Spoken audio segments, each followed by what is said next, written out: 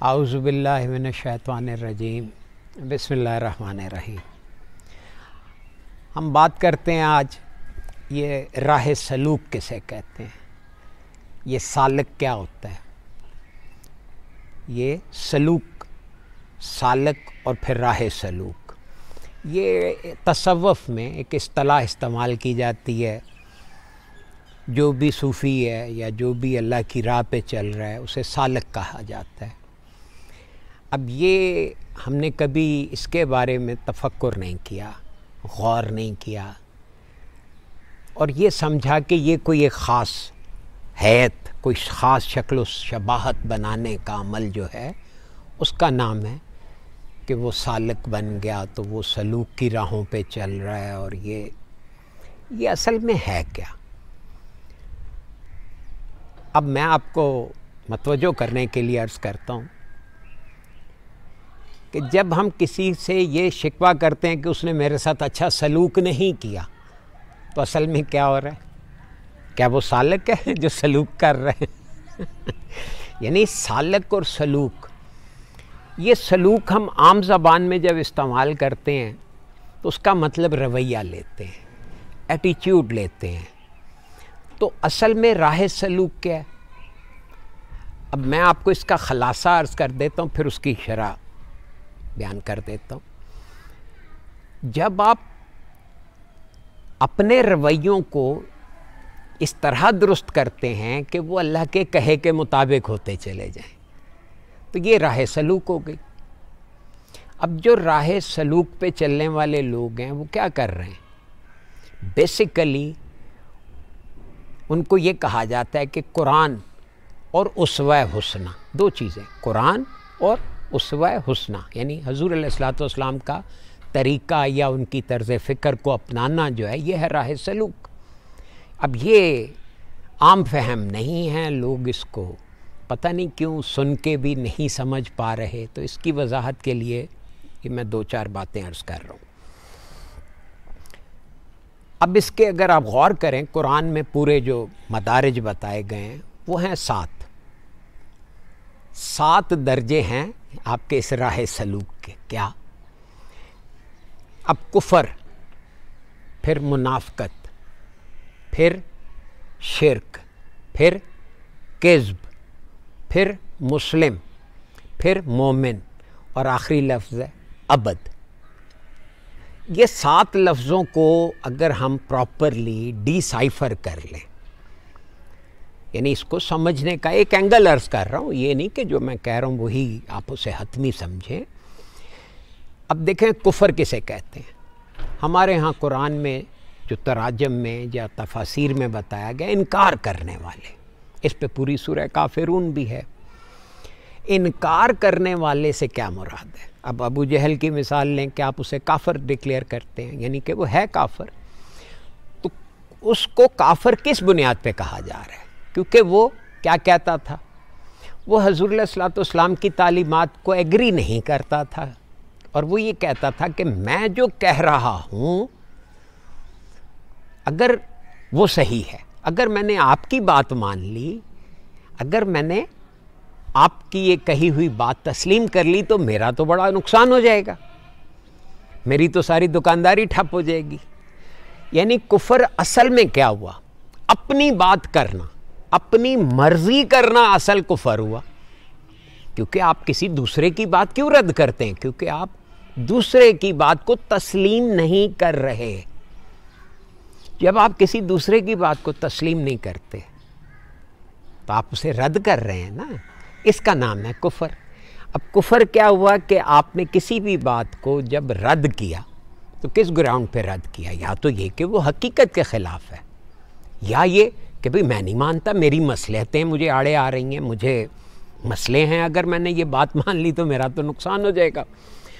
تو گویا یہ کفر کا مطلب انکار کرنا ہے، اور انکار وہ کس گراؤنڈ پہ کرتا ہے ہم وہ آگے یہ نہیں سوچتے کہ کن گراؤنڈ پہ انکار کیا جا رہا ہے۔ کیا وہ اس گراؤنڈ پہ انکار کر رہا ہے کہ کیا میرا اپنا کوئی بھلا ہے یا اپنا کوئی نقصان ہے؟ اب دوسرا لفظ ہے منافقت۔ منافقت کیا ہے؟ کہ میرے دل میں کچھ ہے، منہ پہ کچھ ہے. گویا میں وہ کر رہا ہوں جو میں چاہتا نہیں ہوں، یا میں وہ چاہ رہا ہوں جو میں دکھا نہیں رہا، یعنی ریاکاری کر رہا ہوں. یعنی جو بات میرے دل میں ہے میں اس پہ عمل نہیں کر رہا. اب گویا اگر آپ اس چیز کو نوٹ کریں کہ ہر بندہ یہ چاہتا ہے کہ دوسرا میرے ساتھ سچ بولے، لیکن جب ہماری خود اپنی باری آتی ہے تو ہم غلط بیانی کو کسی نہ کسی حد تک جائز قرار دے دیتے ہیں کہ کیا کریں جی، وہ مجبوری تھی، وہ اوپر سے ہمیں ایک دروغ مصلحت ہمیں اس کی اصطلاح بھی ملی ہوئی ہے کہ نہیں جی کوئی نہیں، مصلحت کے تحت تھوڑا سا بول لینا چاہیے. نہیں، یہ غلط. تو منافقت اصل میں یہ ہے کہ ہم دل میں کچھ رکھتے ہیں، کر کچھ اور رہے ہیں. تو یہ قول و فعل میں جب تضاد آ جاتا ہے تو یہ منافقت کہلاتی ہے. سورہ منافقون بھی ہے ایک. آپ اس سے اندازہ کرتے جائیں کہ قرآن آپ کو کس طرح کے رویوں کی تعلیم دے رہا ہے کہ یہ رویے رکھنے چاہیے یا نہیں رکھنے چاہیے. ظاہر ہے کہ اللہ رب کریم چاہتے ہیں کہ ہم نہ رکھیں. اب تیسرا رویہ ہے شرک، مشرک. اب مشرک کیا ہے؟ ہم نے کہا جی اللہ کے ساتھ کسی کو شریک کرنا. اب ایمانداری سے سوچ کے دیکھیں، اگر کہ میرے جیسا بندہ کوئی کہے کہ اللہ کے ساتھ وہ فلاں شریک ہے تو ظاہر ہے کہ اس سے کوئی اللہ کے ساتھ شریک تو نہیں ہو جائے گا. تو پھر اتنی قدغن کیوں ہے؟ اللہ تو بہت بڑے ہیں، ان کو تو نہیں فرق پڑتا کہ کوئی کہہ رہا ہے کہ بھئی وہ فلاں اس کا شریک ہو گیا، تو اللہ کو نہیں فرق پڑتا. تو پھر اللہ کیوں کہہ رہا ہے؟ اب اس پہ ذرا گہرائی میں سوچیں تو در حقیقت کیا ہے یہ؟ ہم جب کسی کو اپنی غلط بات میں شریک کر رہے ہیں تو یہ ہے اصل میں شرک. مثلا اب آج کل غیبت کے حوالے سے اگر آپ کسی سے بھی کہیں کہ بھئی غیبت نہیں کرو تو وہ آگے سے کیا کہتا ہے؟ ہاں نہیں ہونی تو نہیں چاہیے، لیکن کیا ہے کہ وہ میں کہیں محفل میں بیٹھتا ہوں تو شروع ہو جاتی ہے بات تو میں بھی کر بیٹھتا ہوں. دیکھیں وہ کیا کر رہا ہے، وہ شریک جرم کر رہا ہے سب کو. وہ آڑ لے رہا ہے کس چیز کی کہ جی سارے ہی کرتے ہیں لہٰذا میں نے کر لیا تو کون سی بڑی بات ہے. آج کل ہمارے ہاں بدمعاملگی اور یہ رشوت کا بڑا گڑبڑ مسالہ مچا ہوا ہے، گڑبڑ مچی ہوئی ہے. اب اس میں کیا کہا جاتا ہے؟ ہاں جی نہیں لینی تو نہیں چاہیے، لیکن کیا کریں اس کے بغیر گزارا نہیں ہے. تو یہ شرک ہے. اب غور کریں، آپ نے شریک جرم قرار دے دیا، ساروں کے جرم میں خود کو یا سب کو اپنے جرم میں شریک کر لیا. یہ ہے اصل میں شرک. اور ہم کیا شرک لے کے بیٹھے ہیں؟ اللہ کے ساتھ کسی کو شریک نہیں کرو. بھائی وہ بات بالکل درست ہے، لیکن ساتھ میں ایک اینگل یہ بھی تو ہے نا کہ ہمیں اس سے باز نہیں آنا چاہیے. اب چوتھا سٹیج ہے کذب. اب یہ بڑی عجیب بات ہے کہ ہم کذب جھٹلانے کو کہتے ہیں. لفظ جھٹلانا، اب ایک ہوتا ہے کسی کو منع کر دینا، ایک ہوتا ہے کسی کو رد کر دینا، ایک ہوتا ہے کہ اچھا ٹھیک ہے ہاں کہہ کے تو بس منافقت کرنا اور ٹال دینا، سیدھی بات نہ کہنا. اب کذب کیا ہے؟ اب کذب یہ ہے کہ فرض کریں میں ایک مثال دینے لگا ہوں، اور یہ اس ایٹیچیوڈ کو سمجھانے کے لیے عرض کر رہا ہوں کہ فرض کریں میں سگریٹ پیتا ہوں. آپ مجھے فرماتے ہیں کہ بھئی نہیں یہ بری بات ہے، آپ سگریٹ نہ پئیں، اس کا نقصان ہے. اب میں بجائے اس کے کہ کہوں نہیں بھئی اس کا میرا اس کے بغیر گزارا نہیں ہے، میں اس سے بہت آگے بڑھ کر آپ سے بدتمیزی سے بات کروں کہ تمہیں کیا تکلیف ہے کہ تم مجھے منع کر رہے ہو، میں تمہاری جیب سے پیتا ہوں، تمہارے خرچے سے پیتا ہوں، چلو چل کے اپنا کام کرو. یہ ایٹیچیوڈ ہے کذب کا. آپ اس سے اندازہ کر لیں کیوں اللہ نے سورہ مرسلات میں 10 دفعہ ویل کیا ہے مکذبین پہ، کذب کرنے والوں پہ. کیا مطلب ہے؟ یعنی کہ یہ ایٹیچیوڈ اللہ کو اس درجے ناگوار ہے، اس درجے ناپسند ہے. ہم لوگ اپنے رویوں میں اب ذرا غور کریں، کفر نیگیٹو رویہ، منافقت نیگیٹو ایٹیچیوڈ، اور کیا تھا یہ شرک، اور اس کے بعد یہ کذب، یہ 4 نیگیٹو ایٹیچیوڈز ہیں، ان سے بچنے، ان سے، یہ ہے راہ سلوک کا ابتدائی سبق کہ پہلے تو آپ ان 4 ایٹیچیوڈ سے باز آ جائیں۔ پھر اپنانا کیا ہے؟ وہ ہے مسلم۔ اب مسلم کسے کہتے ہیں؟ ہمارے ہاں جو ایک دینی اصطلاح کے طور پہ اس لفظ کو استعمال کرتے ہوئے سارے مسلمان ہوئے مسلم کہیں نہیں ملتا، انگریزی میں ملتا ہے مسلم سے تو یہ مسلم کیا ہے؟ قرآنی تعلیمات کے مطابق یہ لفظ سلم سے، تسلیم کرنے سے۔ کیا تسلیم کرنا؟ بھئی اللہ کو ایک تسلیم کر لیا تو اس سے کیا ہوا؟ ہے ہی اللہ ایک۔ حضور علیہ الصلوۃ والسلام اللہ کے نبی ہیں، آخری نبی ہیں، بالکل ہیں۔ اب اس میں تسلیم کرنے سے میری صحت پہ کیا اثر پڑا؟ یہ نہیں کبھی سوچا۔ فرق یہ ہے، اصل بات یوں ہے کہ جب ہم تسلیم کرتے ہیں تو ہمیں اپنی غلطی، اپنی کوتاہی، اپنی خامی اور اپنی کمزوری کو ماننا ہے۔ کیا ماننا ہے؟ اپنی غلطی، اپنی کوتاہی، اپنی کمزوری، اپنے نقائص کو تسلیم کرنے والا بندہ مسلم ہے، اور اس غلطی، اس قصور اور اس نقائص کو دور کرنے والے نظام کا نام اسلام ہے۔ اب مسلم کو سمجھیں کہ جو بندہ اپنی ریکٹیفیکیشن کے عمل میں پڑا ہو، جو بندہ خود اپنی اصلاح کرنے میں لگا ہوا ہے، وہ ہے مسلم۔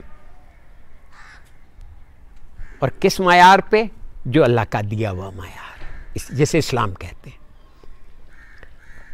اب آخری سیکنڈ لاسٹ جو ہے وہ ہے مومن۔ اب مومن کیا ہے؟ یہ لفظ امن سے ہے۔ جب آپ یہ 4 چیزوں سے بچ گئے، 5ویں پہ آپ نے عمل کیا، تو آپ کا جو بنے گی شخصیت، اسے دینی اصطلاح میں صاحب ایمان ہونا کہا گیا ہے، اور ویسے اس کا مطلب ہے امن میں ہونے والا۔ جب آپ مومن ہو گئے، جب آپ ان باتوں کو تسلیم کر لیا، یعنی آپ نے ان 4 خامیوں سے، 4 نیگیٹیوٹی سے خود کو بچا لیا، 5ویں آپ نے تسلیم و رضا کو اپنا لیا، آپ کیا ہوئے؟ اب آپ امن میں آتے چلے گئے، اور آپ کا اٹھنا بیٹھنا سب ایک حالت امن کا آئینہ دار ہو گیا، تو آپ مومن ہوئے۔ ہر وقت وہ کوڑ کل کل، یہ وہ گھروں میں یہ جو چلتا ہے، یہ نہیں ہے۔ شانت، ایک پرسکون ذہن، ایک پرکیف زندگی۔ سوری، اب آخری درجہ اس کا وہ ہے ابدیت کا۔ ابد کا کیا مطلب ہے؟ یہ ہے راہ سلوک کی، یعنی اس راہ پہ، یعنی اپنے ایٹیچیوڈز کو جب آپ ٹھیک کرتے کرتے آخری منزل پہ آئیں گے تو آپ ابدیت میں داخل ہو گئے۔ ابدیت کیا ہے؟ کلمہ شہادت میں کیا آپ کہتے ہیں؟ اشہد ان لا الہ الا اللہ واشہد ان محمدً عبدہ ورسولہ، کہ اللہ کے بندے بھی ہیں اور رسول بھی ہیں۔ تو ابدیت روحانیت میں تکوین کے جو اہلکار ہیں، جو وہ لوگ جو کہ اللہ کے نظام تکوین میں کام کرتے ہیں، ان کو بھی ابد کہا جاتا ہے۔ لیکن اصل میں ابدیت کیا ہے؟ ابد کہتے ہیں غلام کو، ابد کہتے ہیں بات ماننے والے کو۔ بھائی جس کے اندر ایکسیپٹنس کا کھانا پوری طرح کھل جاتا ہے، وہ ہے ابد۔ جس کے ہاں ریجیکشن ہوگی، اس کے کیا حواس سکڑے ہوئے ہوتے ہیں، وہ کسی چیز کو ایکسیپٹ ہی نہیں کر پاتا۔ تو جو بندہ اللہ کی طرف سے آنے والی انسپائریشنز کو براہ راست ڈائریکٹ ایکسیپٹ کر رہا ہوتا ہے، وہ ہے ابد۔ اللہ تعالیٰ سے میری دعا ہے کہ اللہ تعالیٰ آپ کو ان باتوں کی تفہیم عطا کرے، اور ان 4 نیگیٹو ایٹیچیوڈ سے بچتے ہوئے آپ مسلم ہو کر مومن ہو جائیں، اور مومن ہو کر ابدیت میں داخل ہو جائیں۔ الہی آمین۔